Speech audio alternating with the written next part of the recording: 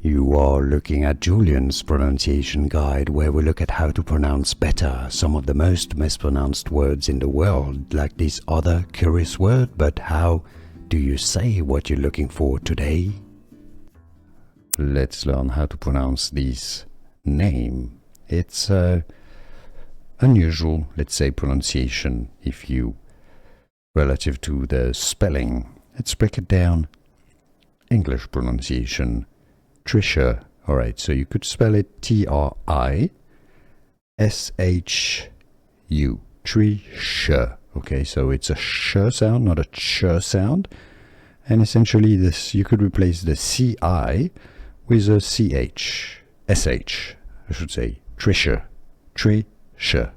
Tricia. It's easy, and now you know. Here are more videos on how to pronounce more confusing words and names too many mispronounced. Like this video if you found it useful. I appreciate your support. I'll see you soon, and thanks for watching.